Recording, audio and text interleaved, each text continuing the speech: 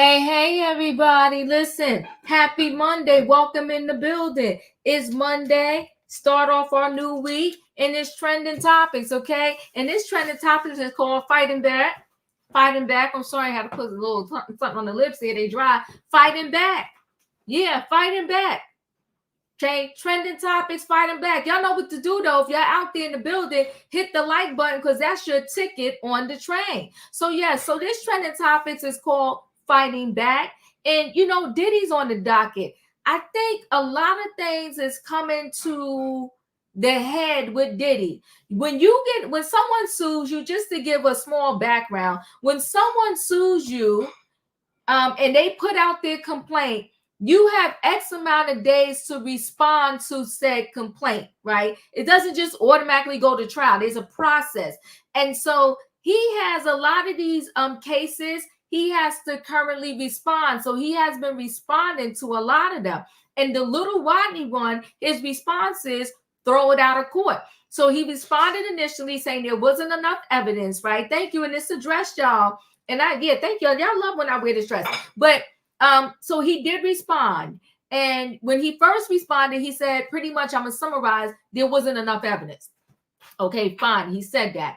And so Little Rodney, his lawyer, they came back and they wrote more stuff. They did an amendment to it, right? So they did an amendment to it and they wrote more stuff. So now Diddy lawyer came back again. Okay, came back again and said, no, it's still not enough. And he wants the judge to toss the case out of court. Now, for a long time, Little Rodney was behind the scenes. We didn't know where he was. We didn't know if he was in protected custody. He was just not saying the word, right? Wasn't saying the word. And then all of a sudden, he reappears again last week telling Diddy by Monday, not this Monday, last Monday, he said, run me my money. So Diddy's lawyers also put that in their response, saying that, Rodney is out in the streets playing games. So we're going to see what happens with that particular case. Time will tell, but we're going to talk about it today because they told the judge, throw it out. Now, I'm going to do a little update on a video I did. So I did a video on, the Braxtons is back on TV. They came back on since, but it's been 2 years since their sister Tracy Braxton has passed away from esophageal cancer. She passed away. And so it's been 2 years and now they're back on. Thank you, Claire. I appreciate you. So now they're back on TV. And so as a result, Kevin Surratt, and that was Tracy's husband of, I think he said 25 years. He spoke out on his Instagram.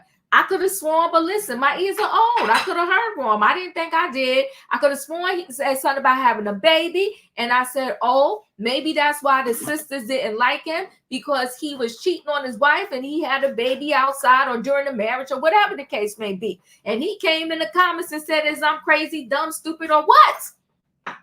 He said, I never said that, lady.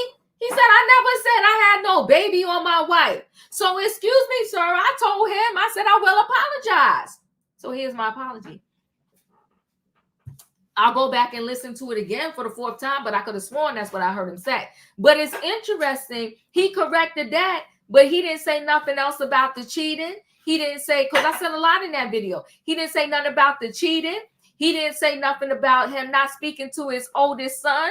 He didn't address none of that. All he addressed was that he didn't have no outside baby. So I will correct that I heard wrong about the outside baby. But everything else, he did not correct.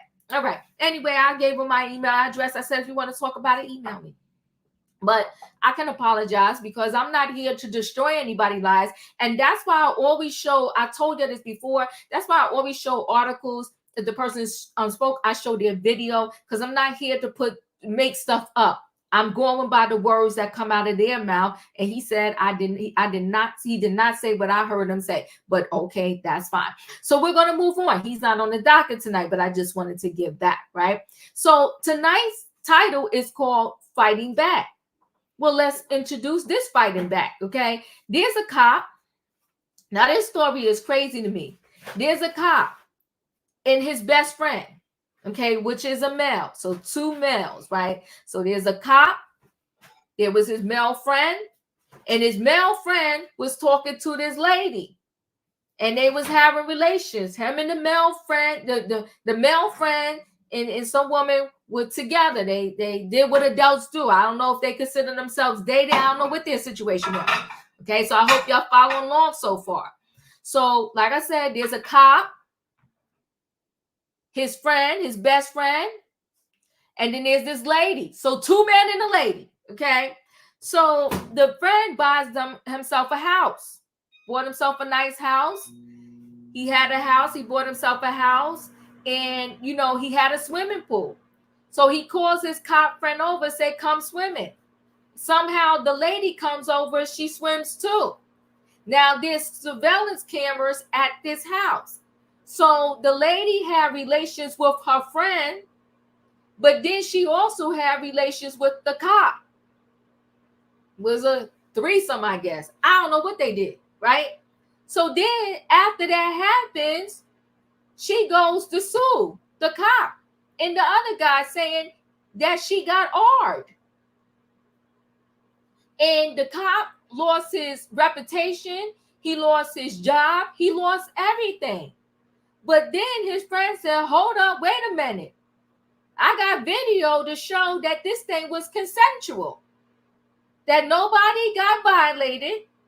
And so the police, they had this video information before they even arrested this man, all of that. They still arrest him. It's a mess. So now he's fighting back.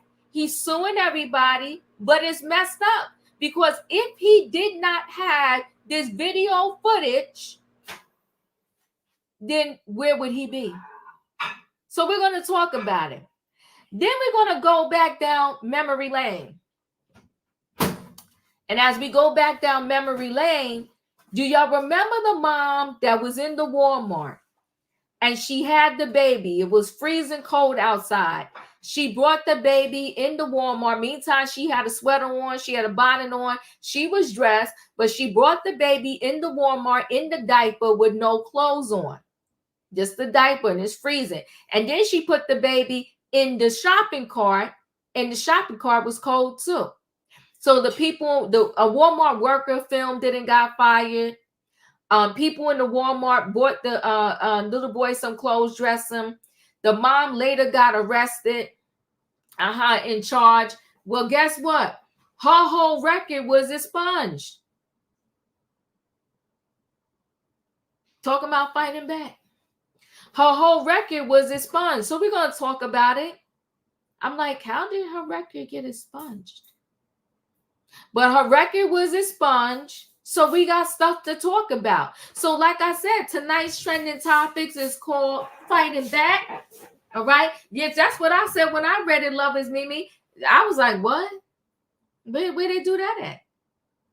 But they do it, I guess, because her record got expunged and now she walking free and she chilling. Well, listen, guys, it's time to bring the people on in the building. And I hope that y'all are hitting the like button. Y'all know what I need? Thank you, Benita. Y'all know what I need? I need a what? Choo-choo. All aboard, everybody. It is Monday Night Trending Topics, and the title is called Fighting Back. Yeah, here we go again. Diddy's on the docket, okay? Then we got a wrongfully accused cop is fighting back. And then we got the Walmart mother. She got a legal victory because her whole thing is going to be expunged. Listen, I said to myself, they can expunge it, but it's not going to take away. But I guess not the whole world. Maybe you didn't see the Walmart video. I don't know. It's just crazy to me. But anyway, it got expunged. Let me go ahead and bring the people on in the building. Hey, Savannah. Hey, Diva. Hey, Wayne. Hey, Diva. Hey. Hey, Diva. Hey, Chad. Choo, choo, choo. Choo, choo, choo. All right, y'all. Let's go ahead and get into this. So I could go ahead and get Diddy out the way. I'm going to do Diddy first, okay? So let's be reminded here. Let me go ahead and share screen.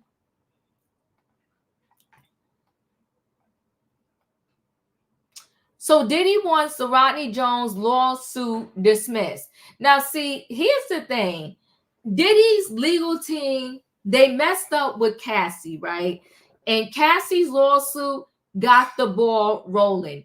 it gave everybody the courage to start, suing Diddy. So apparently, Diddy has done a lot of people dirty, and now these people have decided to fight back.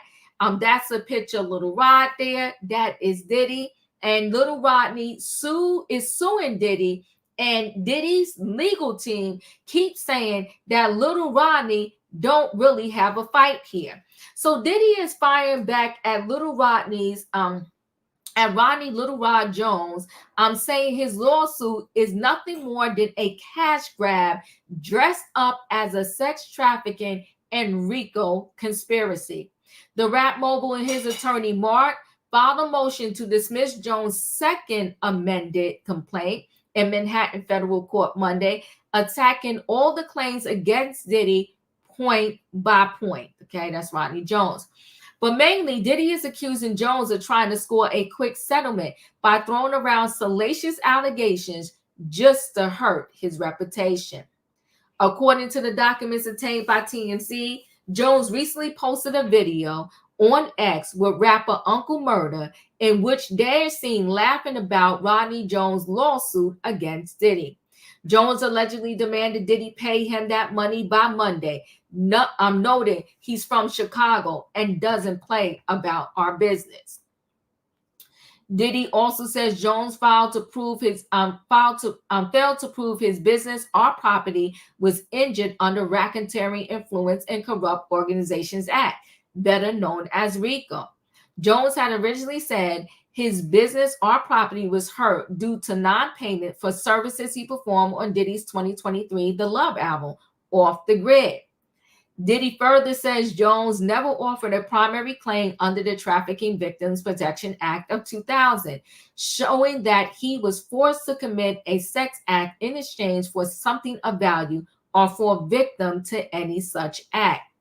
On top of that, Diddy argued that Jones failed to provide essential details describing the SA and SH claims he made against Diddy. That was Diddy in younger days.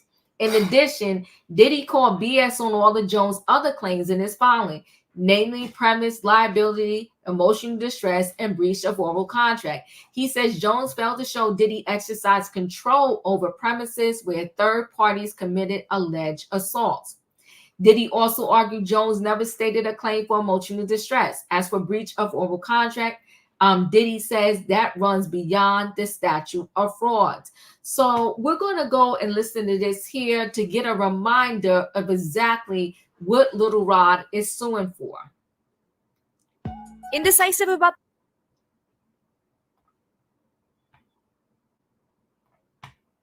afternoon, we broke a big story on the website. Diddy has been sued by a man who worked for him, claiming that Diddy had repeatedly sexually assaulted him.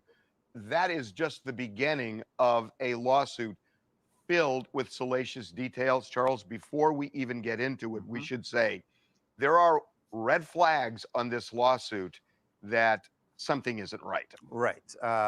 But first let's start with what Rodney is alleging in the suit, which is that, as you said, not only did he repeatedly sexually harassed and assaulted him, but that there were associates around Diddy who were also involved in this. He names in the lawsuit, they are defendants in the lawsuit, Stevie J, longtime producer for Bad Boy and obviously very famous from Love and Hip Hop. His son.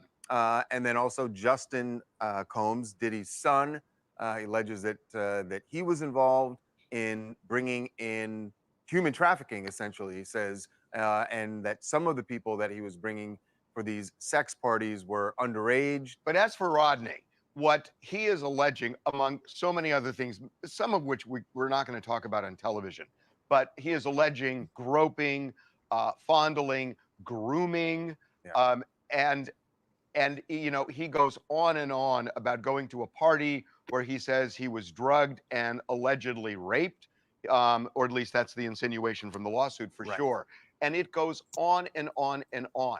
But he says he has receipts in this lawsuit. And one of the receipts is an image. Again, we're not going to show you this, but it's an image of a sexual act. Right. He says in the lawsuit that it is Stevie J having sex with a man and he says that he got that image because Diddy sent it to him as a way to say, look, this is what we do, and you should join us in this. You know, this is what Stevie J does. It's what I do, and you should join us in this. That's how he describes this image. And it's in the lawsuit. We're not showing it to you, but what's interesting is that there are other places on the internet that it was published, that photo. And someone has come forward today and says that image is not Stevie J.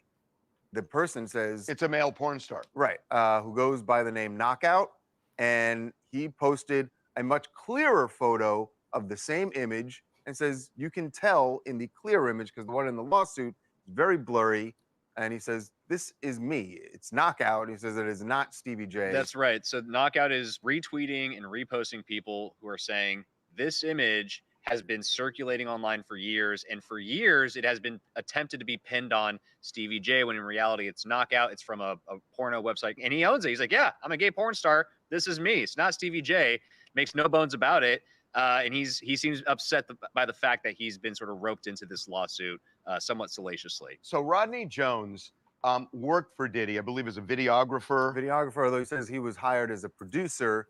It sounds, the way he describes it in the lawsuit is he was hired to be a producer on the Love album, and ended up also doing videography, that he would have his phone out at all times recording videos and photos for Diddy. And so a couple of weeks ago, before he filed this lawsuit, he clearly had beef with Diddy. But the beef he mentioned isn't about these sexual indiscretions. The beef has to do apparently with money. And he actually started a GoFundMe. He put on his Instagram this video, and this is what he said, again, just a few weeks ago. I took a year off straight working on this album. That album is the Love album, Off the Grid by Diddy. The contract that they gave me and the offer that they gave me was just disgusting. The producer fee, pennies. And on top of that, these guys are trying to steal my publishing. I can't go for that. So I'm fighting back. Taking Puff to court, suing him is not easy.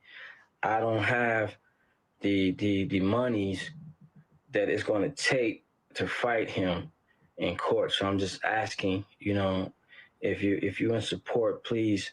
The link is in my bio to my GoFundMe. So he posted that video. And by the way, after Cassie filed her lawsuit. Right. And we should say, so the GoFundMe you know, he posted the GoFundMe. It was active. And then he posted just a couple of days later, he posted a second video, and clearly at least wants people to think that he is in fear for his life. Until further notice, I would not be performing at any gigs or anything like that. For security reasons, my family, friends, and everyone close to me just feels like there's a lot of potential threats, and everybody's just telling me what he's allegedly capable of, and you know, it's very scary for myself, and you know, it has me worried about my kids, and you know, just sleeping with anxiety and different things like that. So just moving forward, just want to pause on everything until we know that it's clear and safe for me to come back outside of work. So he has filed this lawsuit. Now, Diddy's people gave us a statement, and they strongly deny what happened. They also point to one of the incidents that we should talk about first, an incident involving a gun that's in the lawsuit that they say does not align with the facts. Right. The incident he's referring to is a shooting that happened in LA, in Hollywood, outside of a recording studio where Diddy was working. This happened in 2022. Now, according to Rodney, what he says in this lawsuit is that he witnessed Diddy and his son Justin go into a room, I believe it was a bathroom, with a third person. Right. There was an argument going on that he could hear, and then he heard a gunshot. When the door opened, he says that Diddy and Justin walked out, and he walked in and saw that there was a man laying on the ground who'd been shot in the leg. I think the stomach. Yes. He said, you're right, it was the abdomen. And he says he went to go tend to that guy. Now, that shooting was reported. It was something that was reported here in LA, except the way it was reported is that someone was shot outside of the studio, either a robbery or a drive-by, yeah. And that the victim then ran into the studio, and that's how they ended up in there. So a much different story from what Rodney is saying. But Rodney also says in the lawsuit that Diddy paid people off to say that's what happened. Right. So he says that Diddy actually confronted Rodney right there on the spot and said, what your job when the cops ask is to say this was a drive-by and not tell them what actually happened in this bathroom.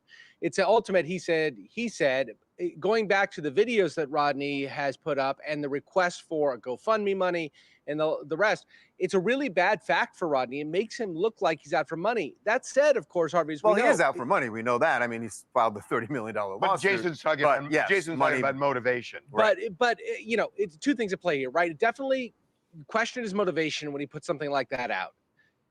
At the same time, it doesn't mean that everything he's saying isn't true, but the way that would track with a jury is very difficult for Rodney, I think.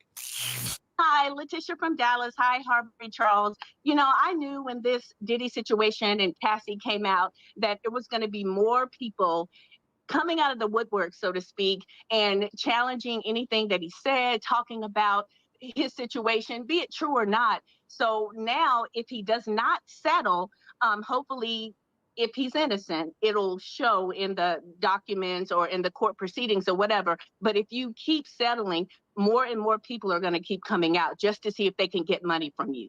I mean, look, that is true.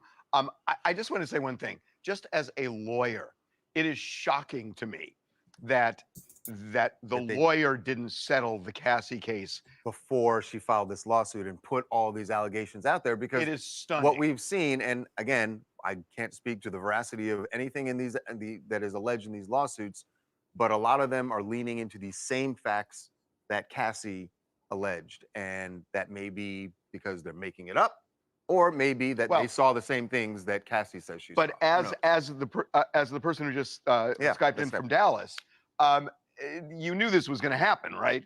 And as a lawyer, I'm just stunned because they paid Cassie the next day.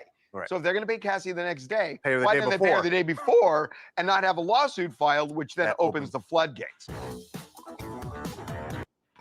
Which is true, but it's too late because they didn't pay her. The story came out, and so now here they are. As for Jones' attorney, Tyrone Blackburn, and if you know about Tyrone Blackburn, he's a little messy in the lawyer world, okay? He has faced his own legal issues. Back in April, a judge referred Blackburn to the grievance committee of New York's federal court districts to determine if he violated the rules of the court. In making her decision, the judge pointed to glaring deficiencies in 5 separate lawsuits he filed. So Blackburn is the attorney to many of the accusers against Diddy. And so Blackburn has his own issues of just making, adding salacious stuff to his claims, which distracts from, in my opinion, the bigger picture of what his clients are suing for. He, of all people, should know as a lawyer, stick to the facts. Blackburn tells TMZ, this is clearly a billing exercise by Combs' latest set of attorneys who are late to the game and are attempting to fill their pockets with this Hail Mary motion to dismiss before their client is indicted. Okay, so Blackburn is trying to say that, listen, there's a grand jury convening right as we speak about Diddy, and he's saying that his law firm, Diddy's lawyers, are just trying to distract and do whatever they can to dismiss any case they can before Diddy is actually indicted for some criminal charges on some of the things that people are alleging that he has done.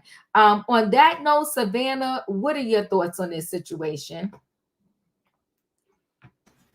It's just all around messy, because wasn't his client just on social media telling Diddy, run me my money? If he was really serious about this this whole case and what trying to get bring Diddy to some form of justice, there wouldn't be any foolery on social media and all the clowning.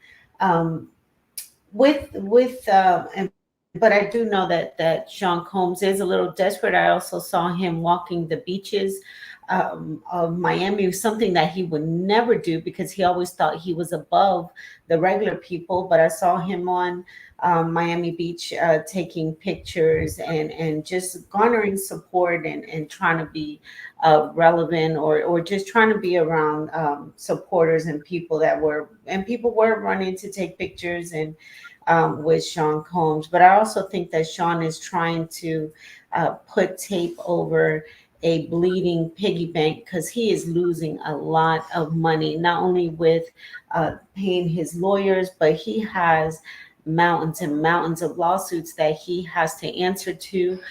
There's that one, I believe she's a dancer that used to dance for him and put charges of not only SA, but human trafficking. The issue with her story, the same with the Tyrone, is that in some instances, they were willing participants in expectation for compensation. So therefore, you can't say that this act of violation occurred against your person if you were a willing participant, didn't get compensated, and that's what you're really trying to do now is get paid for the work that you willingly did. So I really do think that, and I have heard the same thing, that there is some jury convening on some of these lawsuits that Sean is facing, but he's trying to stop the money train, all the money that he's losing. Diddy's not as powerful as he was. He also, with the funding some of Twitter, with Elon Musk being part of those millionaires that contributed to Twitter, and that's also failing. So Diddy's losing all the way around, and it's a matter of time, but before all of his plates drop. Yeah, he's bleeding cash, like you said. I like that word, bleeding cash. And he has 3 law firms on retainer. So just imagine how much he's dishing out monthly on that alone. Katrina, you're up. Well, I don't know if Lil Rodney is telling the truth, but like the people said, Diddy left himself in this situation. If he would have settled with Cassie before all this stuff, which everybody already knew he was doing in the first place, but when it came to light and he wanted to pay her off, you should have paid her off in the beginning. And the second thing is, he gets no sympathy from me, and I'm a very, very loving and forgiving person. But the way you did your artist, I still cannot forgive that. Craig Mack, all of them, Biggie, Total, Mace, 112. You hijacked all those people money, and you living the high life, and they was out here struggling when they did all the hard work. Yeah, you was the producer and all that and dancing crazy in them little videos, but they was the one that was doing the work. They was the one that was going on tour. And what do they have? They have nothing compared to what you have. You got rich off of them. So by you getting rich off of them, now somebody gonna get rich off of you, and that's exactly what you deserve. That's all I got, Diva. I appreciate that. Thank you. Wayne, you're up. You know, I feel I feel sorry for Lil Rod because it's like he's up the creek without a paddle. Because usually cases like these against, you know, somebody like Diddy, somebody has a lot of money, and a good lawyer, you know, they may know that if it's a good case, they're gonna do it based on whatever they get. You know, they say, hey, I can win this case. Okay. He's talking about, he's trying to raise money for a lawyer. I doubt if he raised that kind of money, he would need to defend himself. And no lawyer has stepped up to say, hey, I'll defend you for what they call it. Pro bono. Pro bono, right. So nobody believes in him. I mean, he don't have and if that picture that he had, if that is a fake picture, he's done. Because that's showing right there he's being dishonest. If he used that picture to say it was Stevie J and it was actually the porn star, if that's correct, and that means he used the fake picture, that's going to show his lack of credibility. You know, I'm not saying in his case between him and Diddy whether he's innocent or guilty, but I'm just saying for this case to go up with the kind of lawyers that Diddy probably have, you got to have concrete evidence. They want to see, if they're not, they're gonna pull you, they're gonna call you out about it. And he ain't, you know, how do you go into something like this with no contract, not knowing what the, you know, what's in it for you, the length of the time you need me, how the money gonna be dispersed, who works a whole year, you know? So I think he a day late and $1 short. He a day late and $1 short. Who works all of that time for somebody so sinister? Who comes out in these streets and do a video talking about run me my money and you know your case is still open? Like this is this for real for you or is this a joke to you? And he does have a lawyer. Tyrone Blackburn is his lawyer, but his lawyer got a little sketchiness to him too. So it's like you said, he's batting zero almost, you know? Right. Nobody's stepping up to say, hey, you know, because they know there's no money in it for them. Yeah. I wonder, do he have any evidence? I mean, like, you know, because he stayed in Diddy's house for a while. Like, did he find some of these tapes or did he find some of these pictures or something like that? The reason why he telling Diddy to run him his money, like he got evidence or something like that? Because I He wouldn't be had out a in lot this. in his lawsuit. We did his lawsuit here. He had a lot of pictures in that lawsuit. Yeah, I'm thinking he got something for him to come out and say. I don't know what 50 cents fed him at that party, but I'm just saying he came out and said, "Run me my money by Monday." But that's what I'm saying. So he must have something on Diddy in order for. Well, I know a lawyer can take a case at any time, but I'm thinking he got something. What he got, I don't know, but But I'm thinking he got something. I think if he had something that deep, he would have pulled it with the lawyer already. Absolutely. His lawyer would have showed Diddy lawyer that said, do you want this out? He don't, whatever he had, he already pulled all his trump cards. He thought he had the smoking gun when he pulled the card of what really happened according to him in that bathroom that night. But see, in order for anybody to backtrack that, you're talking about if what Little Rodney is saying is true, that happened in that bathroom, you're talking about law enforcement covering something up. That thing was on the news saying that thing happened and that it happened outside.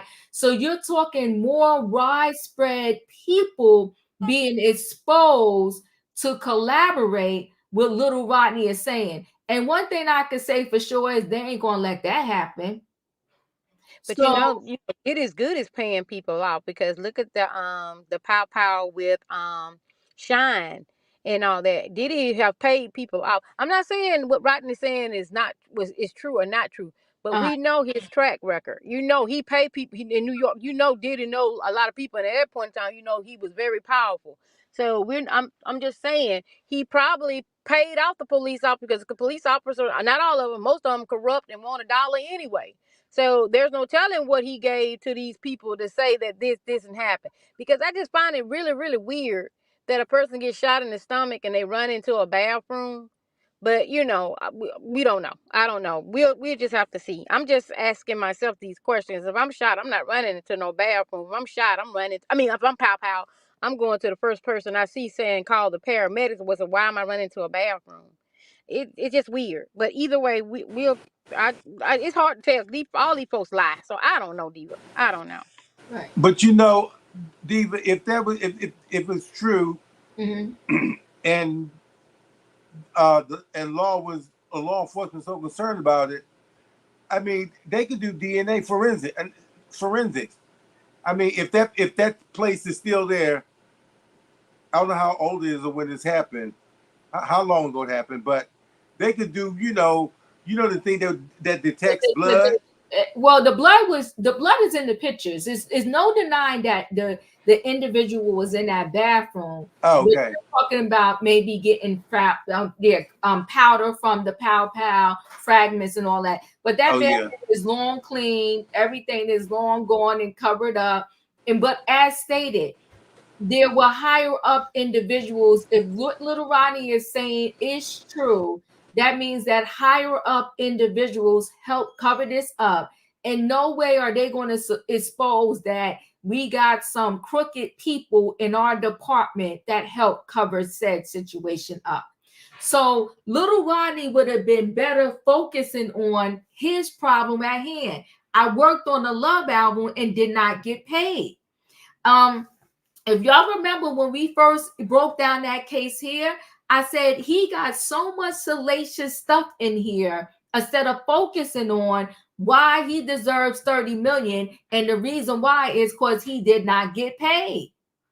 He did work on his album. He blah blah blah. He should have got paid. He should have helped focus more heavily on that piece of it, and he probably would have had some type of a check already. But he wanted to throw in all this other salacious stuff. Like this happened to this person in the bathroom. I was groomed. Then you was groomed as a grown man. And I'm not saying no grown man can't be groomed. But then you went to said club and you went and helped pick up people for these FO parties. So at what point do we no longer hold you responsible for being a part of this craziness?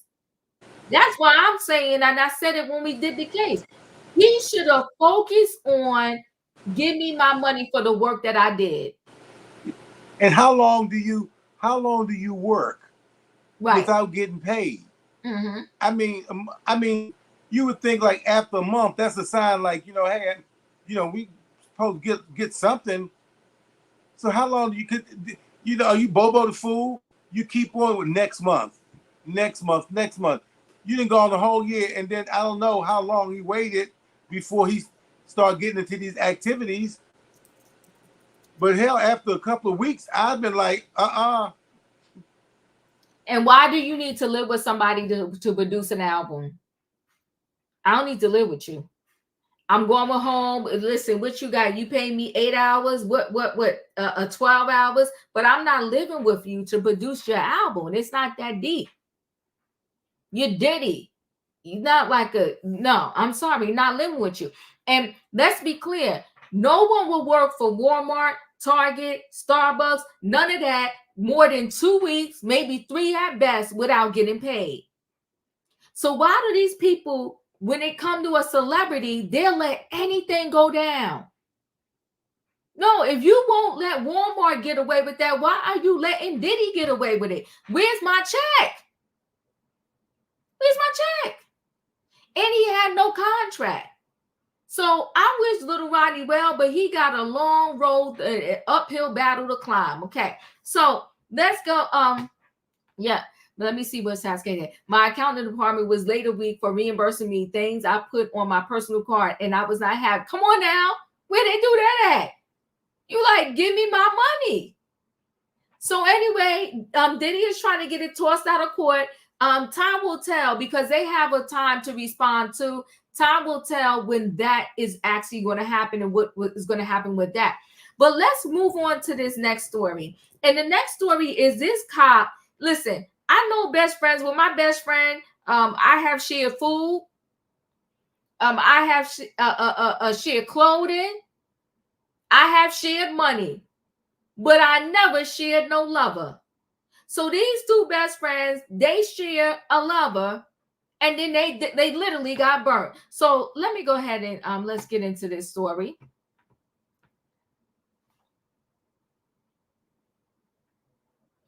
Let's see, here it is.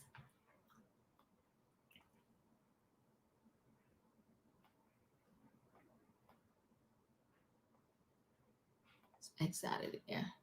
So a Black Texas cop reveals he lost everything after a white woman he had a pool threesome with falsely accused him of R. A Black cop lost everything let me pause that. Lost everything after he was falsely accused of R-ing his best friend, white neighbor, in a threesome on his birthday. Freddie Douglass, 43, had to be bailed out by his elderly mother and sell his house to pay legal bills after he was fired upon being charged with R last December. The father, too, was only saved because his friend John Marks had a security system that recorded everything and proved the sex was consensual. Douglas is suing the police department and Mark's neighbor, Amanda, who made the false R in kidnapping claims. He thanked his wife, Stephanie Douglas, for sticking by him in a Facebook post when the charges were finally dropped, but it was not clear if they stayed together or were just amicably co-parenting. That's the young lady that claimed that he R'd her, okay? Until his arrest on December 7th, Douglas was a respected detective at the police department since 2011 and named Officer of the Year for 2020. The lawsuit filed in federal court on Thursday detailed how the decorated cop nightmare began when he met Amanda, 40, for the first time at Mark's house, that's his friend, just outside of Houston on November 8th. Marks, 41, bought the newly built, that's his friend, bought the newly built 5-bedroom, 3.5-bathroom house on Palomro Way for $629,000 last May, and soon met his new neighbor across the street. He and Amanda soon began a months-long sexual relationship as she had separated from her husband, Michael, earlier that year. Douglas, who called Marks his longtime best friend, came over early in the afternoon and soon met Amanda, who arrived with a tray of cupcakes she baked for his birthday. That's the officer that was accused. That's his friend Marks, and that's Amanda, the neighbor, who came over and had a threesome with the both of the men. Marks and Douglas later went to a Houston Rockets basketball game and text Amanda to confirm they would have a late night swim in Mark's pool. The friends returned about 10 p.m. and Amanda soon joined them wearing a bathing suit under her clothes. They drank and swam in the pool naked, but no one got drunk, according to the lawsuit. And then Amanda and Marks, that was her friend, had sex in the pool. After that, Amanda wanted to have sex with Douglas and did. This sexual activity was completely consensual on the part of all involved, the lawsuit read. Marks filmed his friend and neighbor having sex on his phone, all of which was recorded by his security cameras. Amanda could be heard joking, "You will have to buy me flowers first," to Marks as she swam in the pool and at no point looked uncomfortable, the lawsuit claimed. The lawsuit explained that Amanda was recorded inside the house for some time while the men stayed by the pool and could have easily left if she was fearful. Amanda did not contact police until 3 weeks later, on November 30th, when she was interviewed by Officer Tanner. She admitted to the ongoing affair with Marks, that she texted Pierre to confirm the evening plans, and that she came for a swim. Now, this is the one that was accused of R-ing the lady, and that's his daughter. Okay, that's his ex-wife and his daughter. But her story changed when she claimed that despite doing it many times before, this time she refused to swim naked in the pool and have relations. She claimed that she tried to fight Marks off. She claimed that he then pushed her over to Douglas, who had sex with her while she was trying to fight him off, the lawsuit explained. Amanda also claimed the pair threatened her, and she was so afraid of them that they had to be arrested immediately. The officer told her they would need to get their side of the story first, but the lawsuit claimed that never happened. Instead, police are accused of bypassing the county district attorney's office and going to the Justice of Peace, Richard Davis, to get an arrest warrant. Davis was given a sworn complaint that the lawsuit claimed deliberately left out key details, such as the pre-existing affair and that neither suspect was interviewed. Douglas was at work on December 7th, helping make the police department's float for the local Christmas parade. El Campo Police Department Police Chief David approached him in the parking lot and asked him where his service weapon was. Freddie, I have bad news. You are being charged with aggravated assault, aggravated sexual assault. I need you to come inside, he said, according to the lawsuit. Okay. Once in the chief's office, he was arrested by the officers and taken to the county jail. He immediately knew he had done nothing wrong, and that there was indisputable evidence that would objectively prove his innocence. The lawsuit read. He was charged with aggravated sexual assault and aggravated kidnapping, and soon similarly terminated from his job. After spending the night in a freezing cell where the lawsuit claimed he was denied a blanket, he was released on a $100,000 bail after his mother, Alberta Brown, put up the required $10,000 bond. The lawsuit detailed how Douglas was forced to sell the family home and a fire sale to pay legal fees, and his friends, colleagues, and neighbors shunned him. As Freddie Douglas moved around in the small town of El Campo, the stares and whispers followed him everywhere, the lawsuit read. The grocery store, Walmart, getting gas, at stoplights in the town like El Campo. If a police officer is arrested and fired similarly by the department, everyone assumes that the accused is guilty. Only Freddie Douglas' closest friend and family supported him during this time. The result nearly crushed Freddie's Douglas' spirit. His future looked very dark. That is him with his mother that bailed him out. Okay, that is him in better days at the police department. Both Douglas and Marks should have been quickly exonerated, as the security system recorded the entire evening and showed there was no R. But despite it being the first thing, they told police, the lawsuit alleged investigators were hell-bent on convicting them anyway. Even as police searched Mark's home, they were aware of the footage and that it could prove they're innocent. The ranger says that Marks claims he has a video of everything and wants to know if we can obtain that. One was caught on saying on the security camera footage. Another replied, "What if it was consensual? What then?" And the discussion of whether Amanda making false report would be a crime then ensued.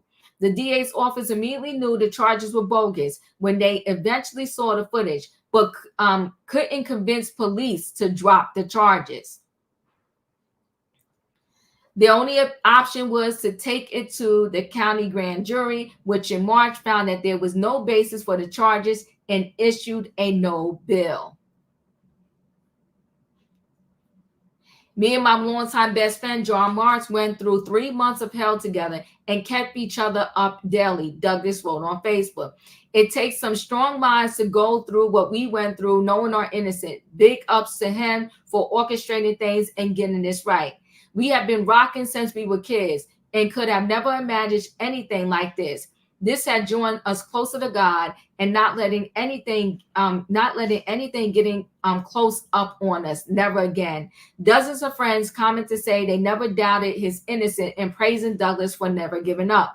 Douglas' lawsuit claimed police continue trying to prosecute him even after seeing the footage that exonerated him. Any reasonable person who looked at this evidence would conclude that Amanda's version of events was fabricated, it claimed. It was objectively and indisputably established by the video surveillance tapes that Amanda was a willing participant in the sexual encounters and was never held against her will in any way. Despite access to this evidence, Chief Teller and the officer and the police department persisted. The prosecution of Douglas and Marks continued. I read that. Marks and Douglas filed separate lawsuits against the city, 3 police officers, and Amanda for civil rights violations, defamation, and malicious prosecution. They are seeking all available damages, including compulsory, punitive, and exemplary damages, as well as attorney fees and any other relief the court deems just and proper. The case is not an isolated incident, but reflects a time-worn pattern reminiscent of the injustices depicted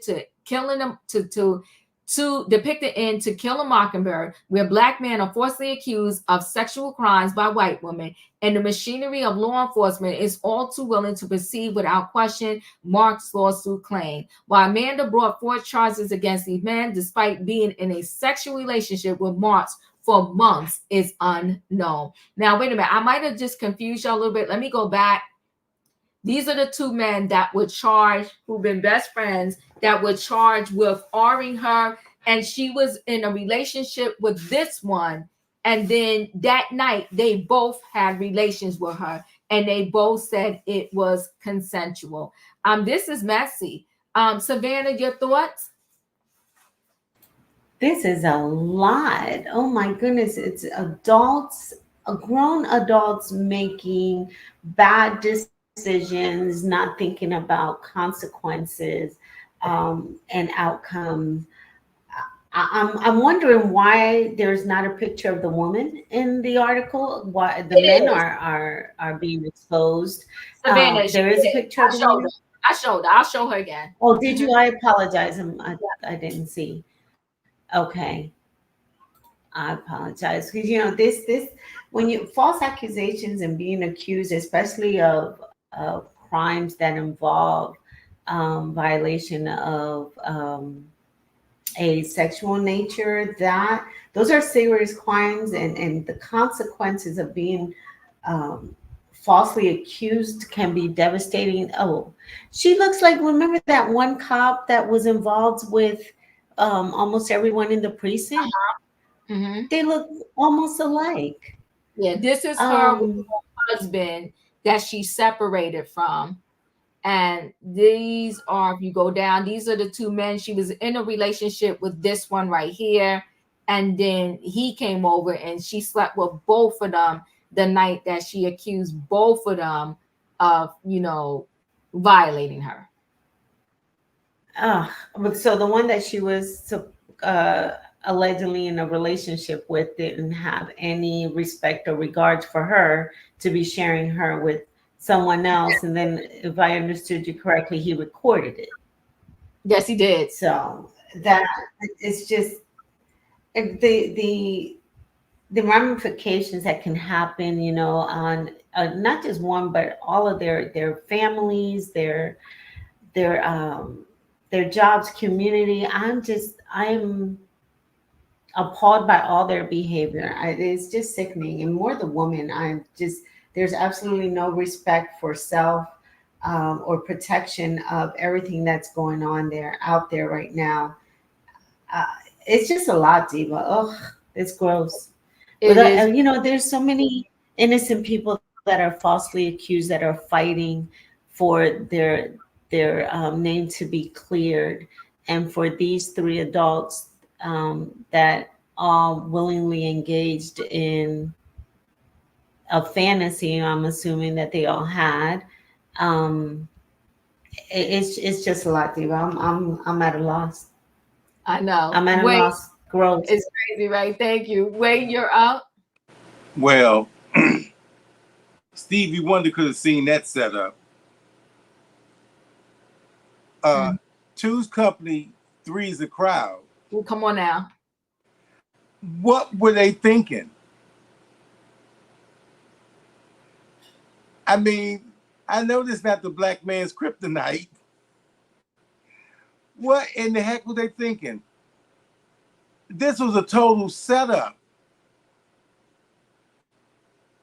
And even after having the video to exonerate him, and they still had to jump through hell and high water.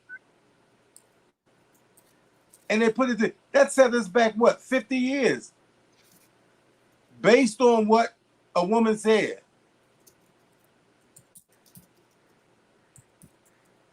I just think it's just, first of all, shame on the brothers. Come on, y'all.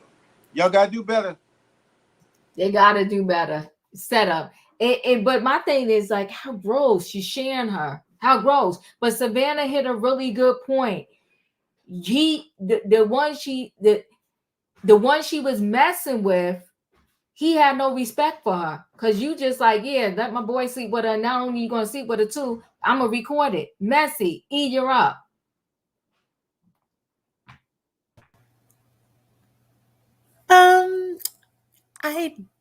I clicked the button, but I could not. I missed the story. Skip me. I have to catch up. No problem. Katrina, you're up. Don't be clicking no buttons, girl. Get on time. That was like Wayne said, it was a setup. Was she mad because they recorded it this time, and she felt like she was being used as a HO? I mean, that type of person. And then again, you said that she's done that with them before. So if she did it with them before, of all of a sudden now you don't want to do it, and now you saying it's the grape and all this, and then the people seeing it on tape that you wasn't great, that you was participating, and they still went along with this. Is this Rosewood or what? I mean, come on. They knew she was lying, but what they did, they still went out there and vilified our people. This is ridiculous. She knew what she was going in there for. It wasn't. I'm not saying no woman deserved to be done that way, but she know the activities that they participate in. And first of all, she don't have no respect for herself. Nevertheless, the boyfriend having respect for her. Because you had respect for yourself, you say, look, I'm with you. I don't do that. If that's what you want, you need to find somebody else. But no, she was a willing participant. And I'm not saying she deserved to be great, which they found out that she wasn't great. So that's another law. So why don't charges go against her for filing a false lawsuit, for filing a false complaint? Don't charge need to go against her? She lied on them. And especially with the police department too. If y'all seeing that didn't happen, why are y'all dismissing these people and firing them from their job? That's wrongful termination. So they should sue them as well. Like I said, if you want to play the games with people that you know is not going to go back and tell on you. But then again, you playing a game where if this certain race say something, it's the truth. So you, like Wayne said, you sought your own self up, and she sought you up good, but it didn't go through this time, luckily, because they recorded it. That's all I got, Diva. Yeah, they didn't have that recording. As disgusting as it is, if they didn't have that recording, they would have been screwed. They would have been screwed. I mean, they got screwed anyway because the police officer lost his job. His reputation is jacked up. But again, like you said too, Katrina, she don't get locked up for lying. Felicia, you're up. Hey, everybody. I'm glad to be back. Yes, I am. Good evening, everyone. She back on the train, y'all. She back on the train. Listen, hey, that convention had it going on. All right. I had to come up because I feel bad for Mama. She had to come out of her savings bank to get that low life. Got no ethics, no morals, no common sense, poor judgment, adulterating, unattractive. Oh my God. The worst of law enforcement out of jail. Now you saw that picture of his mother. That's about all the money she got. Come on now. She went and put up $10,000 to get him out. And the family home. And the family home. Thank you, Wayne. And the family home. Because he doesn't know how to get his own pool and have marital relationships with his wife. Oh, shoot. Come on. So his whole family's gone now. Mm-hmm. Because he wanted to go swim naked in his friend's backyard and share some Hello Kitty, as they say. Mm-hmm. Mm-hmm. So you want me to have sympathy because he got a bad call? I don't. I ain't got not a bit. He ain't the Scottsboro Boys. He ain't no Emmett Till. Emmett Till was nowhere near that woman. Okay? But this one, he up in the pool and text her to tell her to come back. The family home and your mother's savings, because you don't know how to control your pee. The marriage is over. I don't blame that wife. She was too beautiful, too gorgeous. Her children are gorgeous. Let's get out of this place. And I think, what's her name? Amanda, the woman who was in the pool. Well, if her marriage was going to be a bust up and a breakdown, why not everybody's? Right? Because she lived right there in the neighborhood. So she was just going from house to house, breaking up marriages. Oh my God. Okay. So this is a whole disgrace. And I know y'all ain't gonna like what I'm gonna say now, but that one she was supposed to be having a relationship with, the one, what's the friend? Douglas? He was so unattractive. I'm like, what? And why?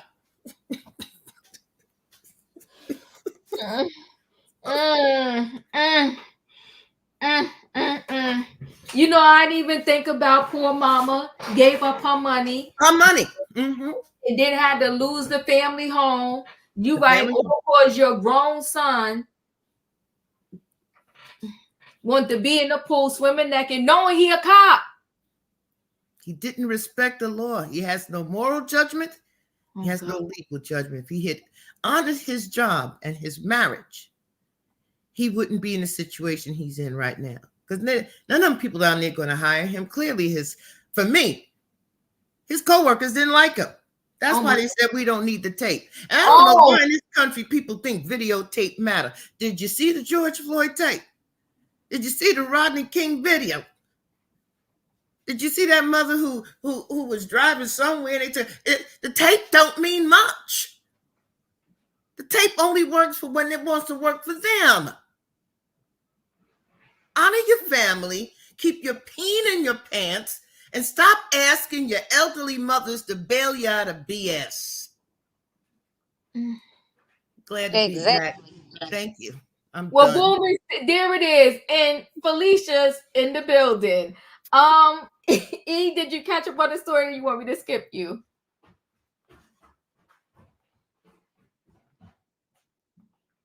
Okay, I'll move forward. I don't hear her speaking. All right, we're going to go ahead and run into this last story. So the last story is reminder. Do y'all remember the Walmart girl?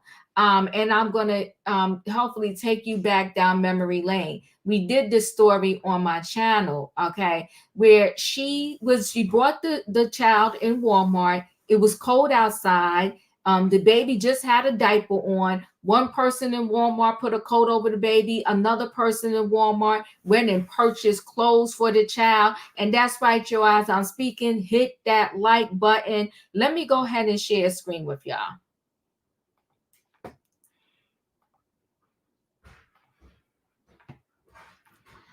Exclusive, how the Mississippi mother who left her toddler shivering in the Walmart cart wearing just a diaper managed to have her child neglect conviction wiped from the records.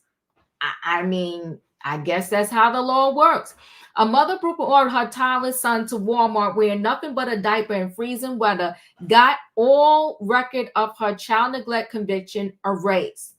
Cambria Gabrielle Darby, 26, was arrested in the car park of the store in Byron, Mississippi, a suburb of Jackson, about 10:30 a.m. on January 17th.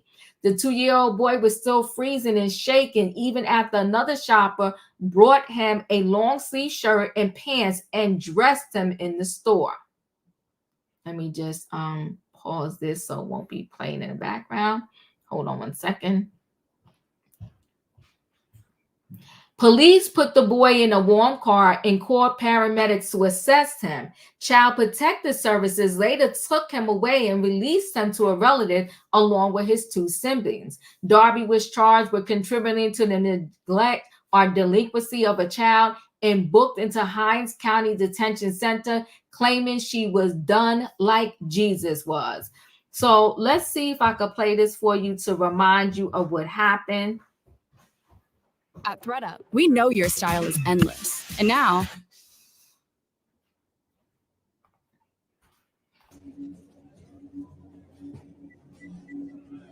this was after somebody already purchased some clothes and was dressing him, but he came in with just a diaper on, and it was cold outside. The mother got a bonnet on her head, a sweater, boots. Yeah, don't do that. Don't never in your life do that, baby. Don't give a damn who run out that stove that you gotta stop and put something on. Hello. Okay.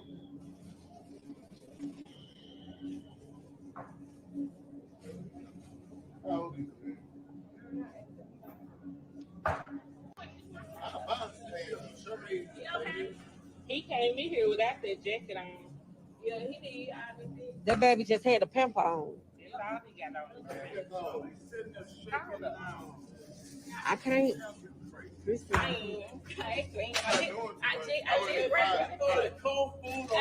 Yeah, don't do that. Somebody call police.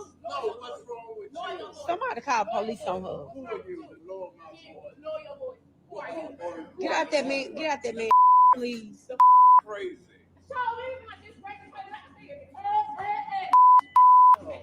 What the hell? Somebody call police on her. Fire extinguisher. But when you come in the store full of dress and your baby's not. Right now.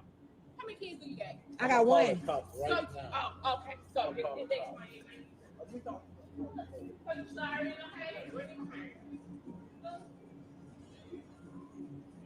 She just sad. That's just sad. For those of you who are asking for an update, yes, she did go to jail. Yes, we did call the police. I mean, why wouldn't we? Why wouldn't we? That's a crazy ass question to ask. When you see a child that's being neglected, don't have on any clothes, just a diaper. No shoes, no socks, no shirt, no nothing. So why wouldn't we call the police?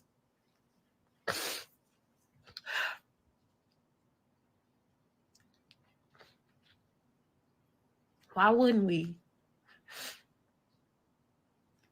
And you know, I'm just going to ignore the hate, and I'm going to ignore the crazy comments. I'm not going to respond to y'all. I'm just going to ignore y'all. She asked me, did I have a child in the video? Yes, I do have a child. He's deceased. But if my child was living, ain't no way in hell my child will be out there with no clothes on, just a diaper. So there you have it. That's just to bring you back down memory lane. That is the mother. Okay. She faced up to 6 years in jail, but not only escaped with a misdemeanor conviction and a light sentence in Byron County Municipal Court, but got the whole case expunged. Byron Police Department David Arrington said his department received this expungement order signed by a judge on April 26, and arrest records were expunged on May 14. Mississippi law allows a first-time offender to have a misdemeanor conviction removed from all public record along with all details of the case. The effect of such order shall be to restore such person in the contemplation of the law to the status he occupied before such arrest, the statute states. A non-public record of the crime is retained by the court and prosecutors to show the person has a criminal history should they be arrested again. Irvington said criminals could apply for expungement immediately and don't have to wait for their sentence to be served. It's not that common, but it does happen under certain circumstances, he said. Felicia Nicole, a Walmart worker who confronted the mother along with other shoppers, said she was fired after 5 years of service for posting a video of the boy online. I don't feel sorry for her. She needs to be in jail. She shouldn't have done that to her baby, she told the Daily Mail about the charges against Darby at the time. Walmart doesn't care about the employees. I was only trying to help. Temperatures plunged to below 20 degrees that morning as a winter storm swept across the U.S., but the toddler had no shirt, socks, or shoes. After she was released on bail, Darby wrote a 656-word Facebook post defending herself, claiming she was being done like Jesus was. Attached to the post were 54 photos of her children that she claimed proved she was a good mother and not neglectful or mentally ill. They included 2 of her kids at Walt Disney World, posting with presents under a Christmas tree and sitting on pumpkins on a farm. Darby, who in the video said police were called about her children twice before, claimed I had pictures of every meal I cooked them as proof of her parenting fitness. This defamation of character is hurting my heart, she wrote. They did Jesus the same way. He felt sick to his stomach as well. He didn't want to go through it. I haven't seen my kids since they were taken away from me by CPS. Last night was my first night eating a few crackers since my kids have been gone. I know this too shall pass. I know one day me and my kids will be reunited. Darby bragged about taking her children on numerous holidays, buying them designer clothes and rolling them in competitive sports. My kids have been to Disney World, met Mickey Mouse in his office on VIP style. They met Blippi in person, VIP style, she wrote. They've been on planes. Was planning to go to the Dominican Republic this year, but it's in God's hands now. We go on vacation, indoor water parks. My son takes swim lessons, soccer lessons, tumbling, basketball, etc. For the holidays, I go all out. Darby explained her children not only believed in Santa Claus, but also the Easter Bunny and Cupid, and that she took them to carve pumpkins on Halloween. My kids are clean, very clean. Each new pair of shoes that drop, they get them. Designer clothes and etc., she wrote. My baby ain't never wore the same outfit twice. Me and his dad was just talking about that. We going to have to give this stuff away, not sell it, but we're giving it away. Someone going to be blessed. A woman dressing up as a cowgirl to match her children for Halloween does not neglect them. In no way, shape, or form am I mentally ill or neglectful parent. We aren't poor. I'm not a bum, neither are my children. And that's what she wrote back when it happened. Darby says she rarely posted photos of her son because she was protective of them, but took many photos in case somebody ever tried to say I'm not a good mom. My village ain't going to play about my 3, and neither do I. Again, I can't say everything. It's a legal matter, but my kids are not a charity case. They are not neglected, and I'm not mentally ill. Stop it with the defamation, she wrote. Keep me in your prayers. This is above me. It's in God's hands. It's out of my control. The shocking video exposed by the Daily Mail showed Darby clashing with Walmart shoppers who confronted her. Nicole said before her video began, another shopper draped a black jacket over the boy after Darby refused to get him something to wear. At one point, the toddler visibly shivered with his teeth chattering. What's wrong with you? An older man asked Darby repeatedly as she grabbed shopping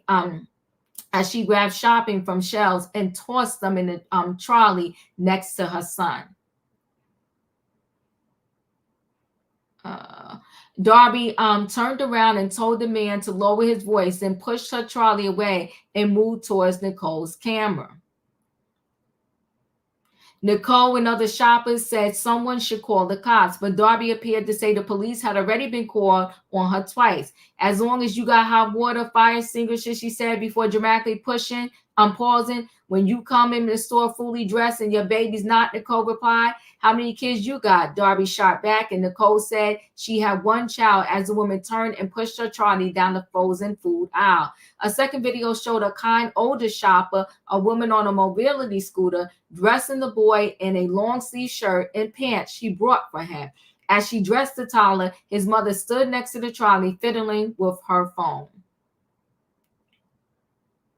Nicole later posted an update on her TikTok followers, confirming that the police were called on the matter. Yes, we did call the police. I mean, why wouldn't we? Why wouldn't we? She said, holding back tears. When you see a child that's being neglected, don't have any other clothes, just a diaper, no shoes, no socks, no shirt, Why would we call the police? Nicole and Darby asked if she had a child. I told you that, but her child died. Behind the wall was a photo of her child in the picture. If your child is living, ain't no way. She said, I would neglect my child. Nicole later said her hours was cut. I'm just going to kind of cut this short for you. That's the post she wrote. She said, I took it upon myself to record it for the child's sake. No, I wasn't thinking about the consequences at the time. At the time, my focus was on that innocent poor child and to get him some help, she said. Of her subsequent firing, she added, now I'm jealous because I was only trying to help and save that baby life. A GoFundMe raiser to pay Nicole's bills while she looks for a new job has amassed $4,000. This was back at that time and was eventually deactivated. Former Planned Parenthood director Dr. Abby Johnson was one of the many viewers horrified by the videos after they were reposted to Twitter. It wouldn't be impossible for me not to grab that baby and hold him next to my body until he warmed up and stopped shaking. If this woman treats him like this in public, just imagine what's happening to him in private, she wrote. I hope her children are removed and placed into a safe, loving home. So many families will be willing to provide that home for him, including ours. So really the update on this story is she must have got a good lawyer because that case, everything was expunged. It doesn't tell us in that video, in that article, but I bet you the kids are back with her. Savannah, your thoughts? This is a shame. It clearly is a failure of the system here. And while we all know that Department of Family and Children's in every state is overwhelmed, understaffed, underpaid, clearly Mississippi is one of those states as well. And they're almost last in everything when it comes to education programs for struggling families. Their lawmakers have failed their residents, but it's just shameful because I recall the story. This happened in the morning. Weather was in the like 20 degrees. It saddens me that the young lady who brought attention to this story, she lost her job. So Walmart failed the employee and the community by not being an advocate for children in that community and protecting that child.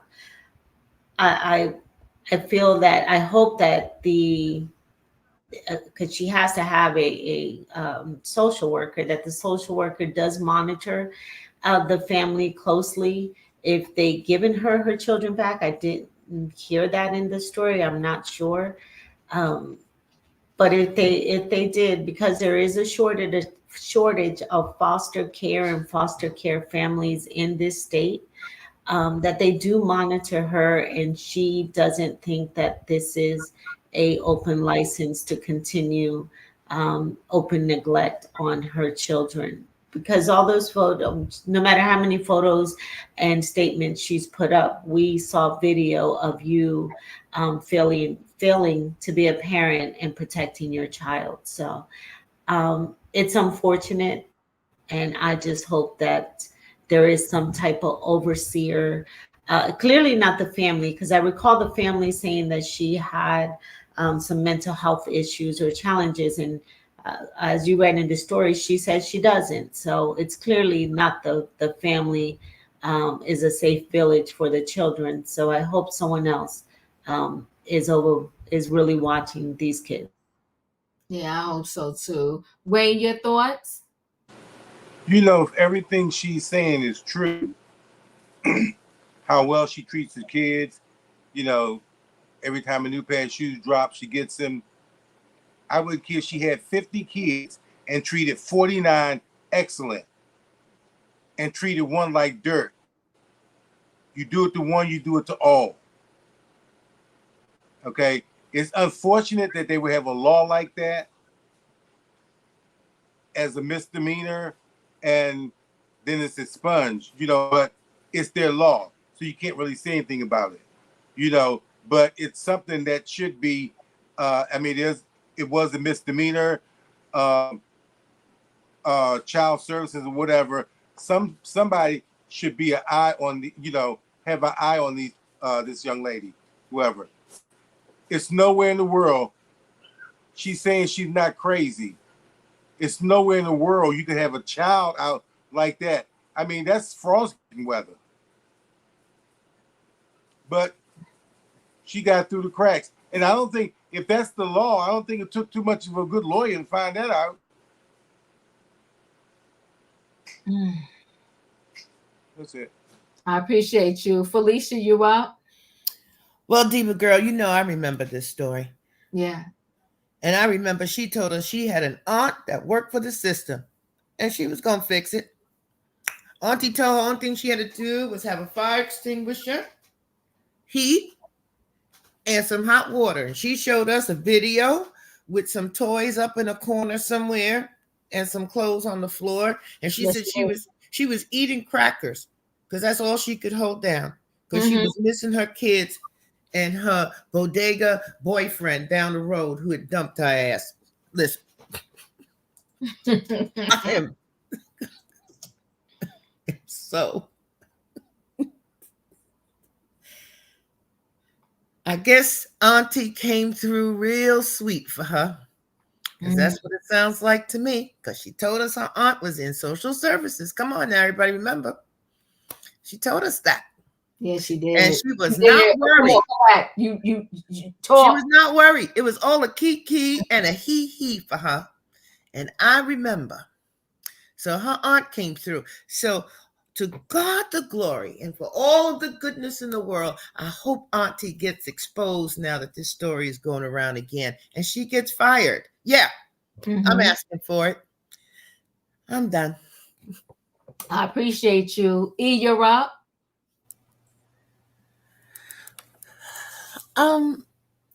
I remember this story when it first came as well. And I remember I told everybody I did not think it was a good idea, from my viewpoint, for that Walmart employee to post that video on the internet. And I was in the car alone, and I'm fine with that.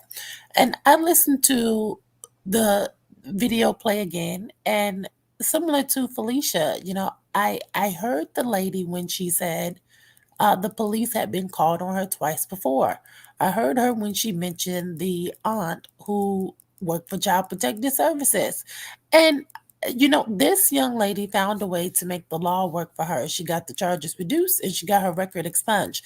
And I don't necessarily agree with it, but I'm just looking around at all of the trigger words being thrown out around it, such as, I'm being crucified just as God, Jesus was, and they did the same thing to Jesus. And it's like, okay, here we go with this blasphemy. It's appalling. And I also kind of cringed when it was mentioned that she takes photographs of all the meals she cooks her kids. I'm not standing in the kitchen taking pictures of every meal I cook for me and my baby. I don't know. And so it just seems disingenuous and like we're preparing for a rainy day. And if Child Protective Services keep getting called on you, if people keep calling the police on you, whether you have a family member who works in the office or not, I would think that once it got before this judge, hey, all of that would be taken into consideration. But I think it just goes to show in this country, when they preach about, family unit, not everyone has the same ideals when it comes to that. And I think it's a horrible situation. And the people who really cared the most and stuck their neck out on the line to help this child seem to be the ones who are left holding the bag, unfortunately, especially the young lady who lost her job. I think it's unfortunate. Yeah, it's messy. Thank you, E. Tay, you're up. Well, hello everybody. I hope everybody had a good evening today. Yeah, I sure remember this woman right here. Good Lord, she was shaking her butt in the store. Don't have no home training. I'm worried about her child right there, well, her children. And you came up to the thing, say, oh, you cooking, blah, blah, blah, this, blah, blah, blah, that.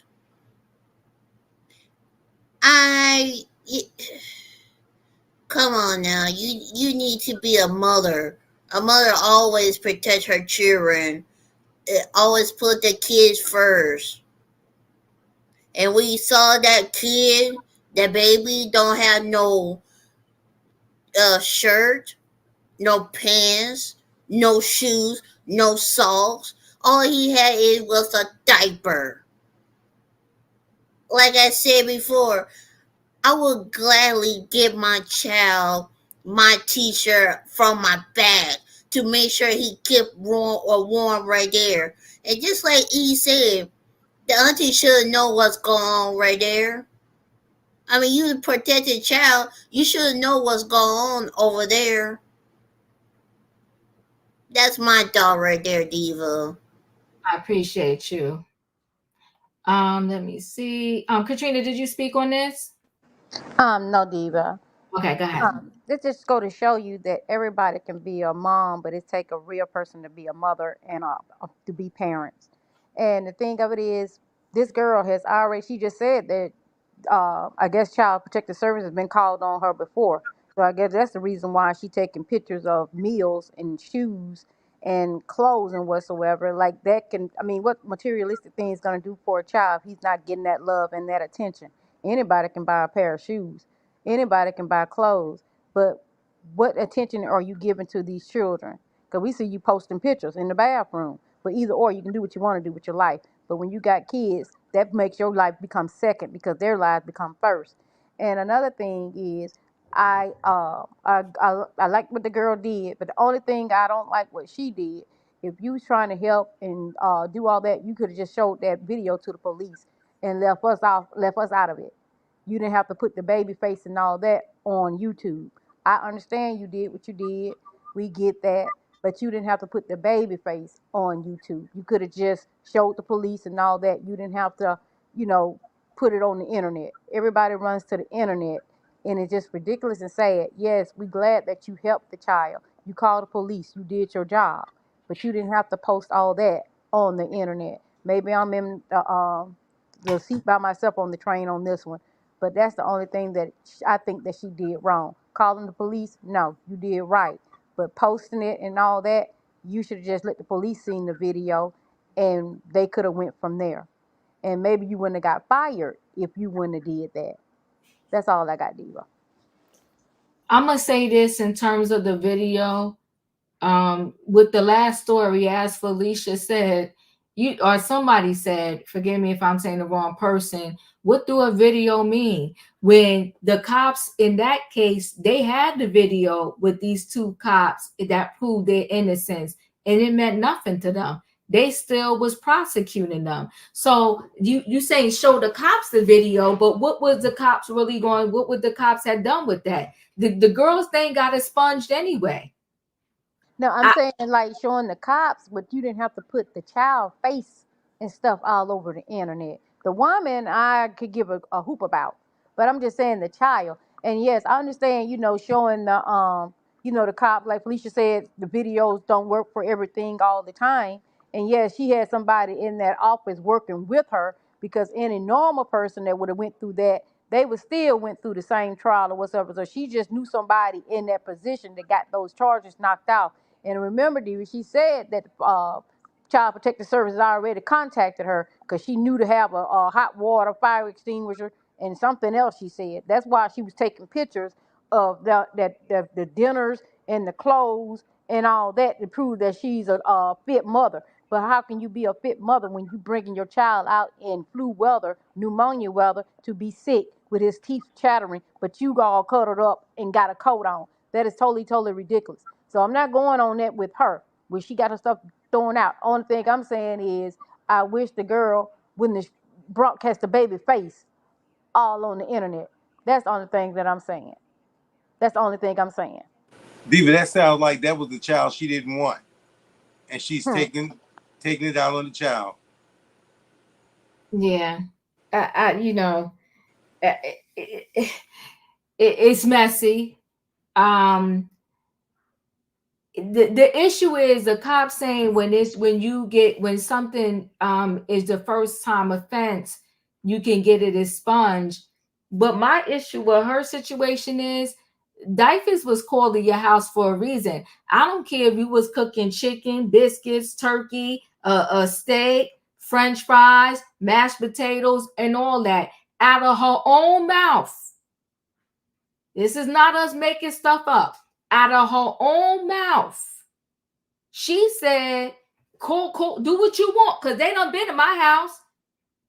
She said, I just need to have hot water, a fire extinguisher, this, that, and the other.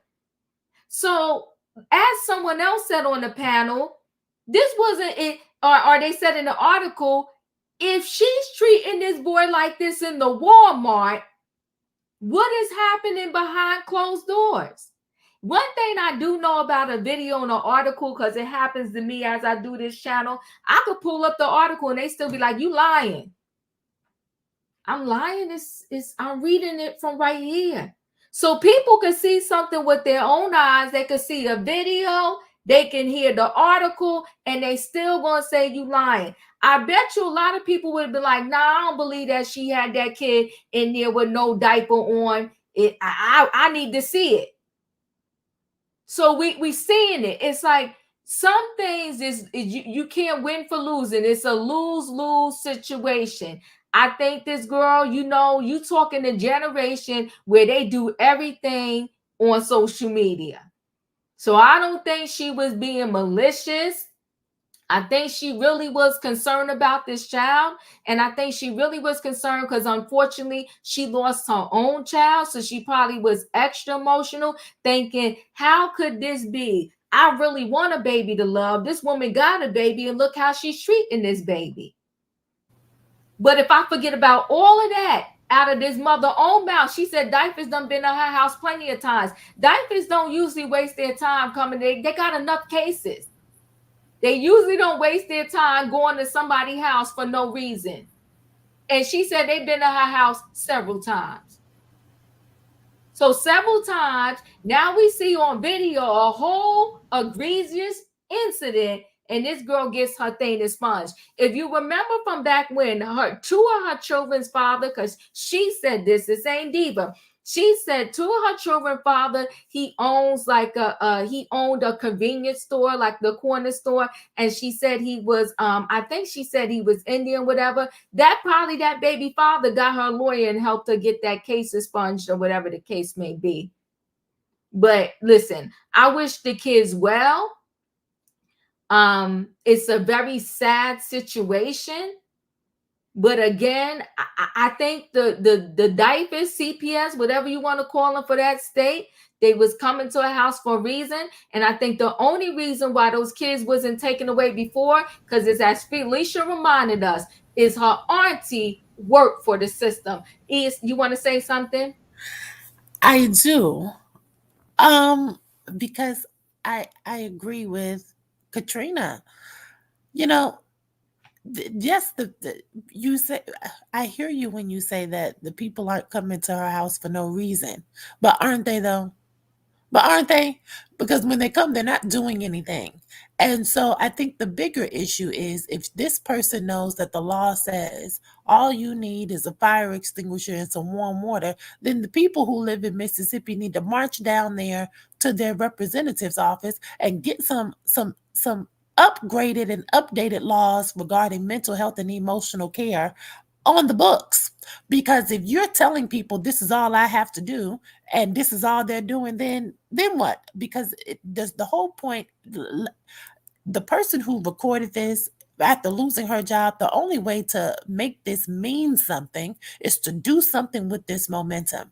And so the only thing that you can do with this momentum, I believe Savannah mentioned, there is a shortage of foster care parents. Let's get some people involved in that, because even when kids go into the system, they still face horrendous conditions and are still being subject to abuse. So there are lots of things that can be done with this. And I feel like that this was a missed opportunity for so many good Samaritans who were watching and recording and calling the police. Let's get some more people signed up to be foster parents. Let's get down to the representative's office. And like Felicia said, let's figure out who's the one doing the intake for these cases and these reporting, and who gets to decide when the case is closed. There are lots of things that can happen here, but I don't see any of that happening. All right, y'all. You're gonna roll again the one from Walmart. I pray that she has recovered and she got another job and all is well. This mother, she do have her kids, or she's getting more kids.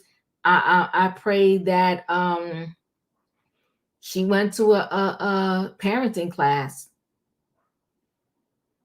and that perhaps someone is working with her for a while as she has these kids. But moving forward, I'm gonna roll right into the feel-good story. It's about food. I hope y'all not hungry. Hold on one second. Let me share a screen.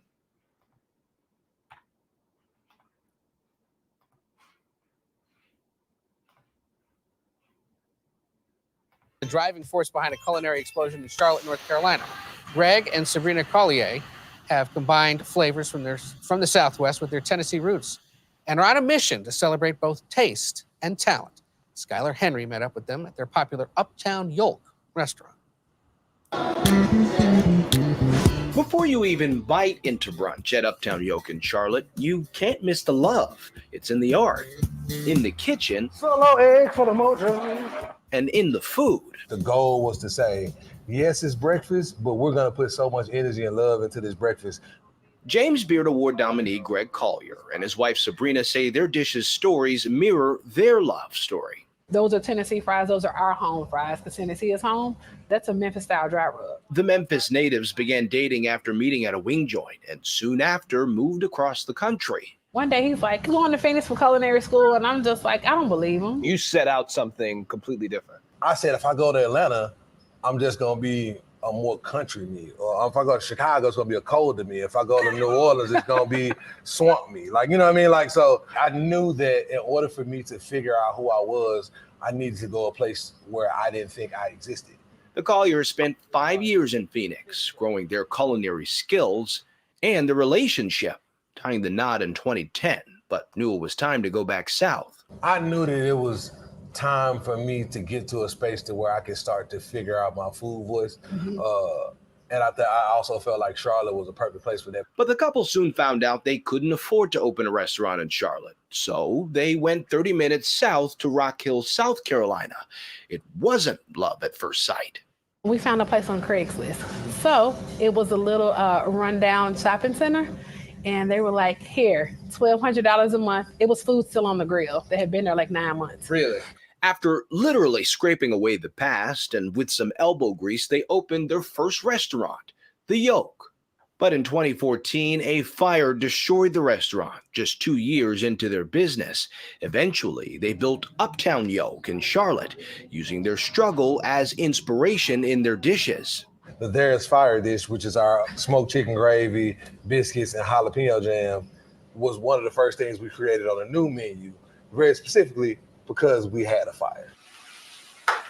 While unique plates are where Chef Greg likes to experiment, twists on familiar favorites are what keeps the customers coming back. What do I know on my skill set that can make the best pancakes? So we were just trying to figure that out, right? I know. Oh. Wait a minute. So, and that's so the goal is, again, I think it's really important to do simple things great. I don't think I understand how good these pancakes are. And I'm not even like a sweets guy. Yeah. Inspired by his time in Arizona, Chef Greg incorporates Southwestern heat in dishes like the Valley of the Sun. It's a spin on huevos rancheros. We're gonna drop some eggs in there, man. You got it? I know this part. Easy money. So it's chorizo beef, black beans, a little bit of cocoa, a little bit of coffee in there. Okay. So we're thinking about all those rich flavors to kind of make a regular chili kind of stand out a little bit more. The 2 eggs look like suns. So we're gonna put the sauce in the middle, Okay. aka Valley. Got it. And that's it. And it's no surprise others are following the Collier's blueprint. They're opening doors through their restaurant group, which includes other restaurants and a food festival. There's probably 12 to 15 either business owners or leaders of business who've come through our restaurant group in some kind of way. We have laid and planted so many seeds that nobody can take that from us. That's more important than any award you can give us. And while Chef Greg may receive all the accolades, he's adamant none of this would be possible without Sabrina. It's important for me, for people to understand how important she is to the entire mission. And like all good cooking, love is the not-so-secret ingredient at Uptown Yoke. For CBS Mornings, I'm Skyler Henry in Charlotte, North Carolina. Ooh, Looks delicious. new Looks spin, really right? good. On some old classics. I love it. Listen, if you out there in Charlotte, go see them. It looks like really good food. As I do these stories, I write down restaurants on a list so that in case I go to those areas, I can visit said restaurant. Listen, guys, and I think it was a great story, a husband and wife. Listen, guys, I've actually been there. And their chicken and waffle is to die for. I went there a couple winters ago, and their restaurant didn't have heat, and that did not stop the Sunday brunch crowd from coming in. Everyone still came in there. It was spoken word breakfast and brunch, and it was amazing. So it is a great restaurant to go and visit.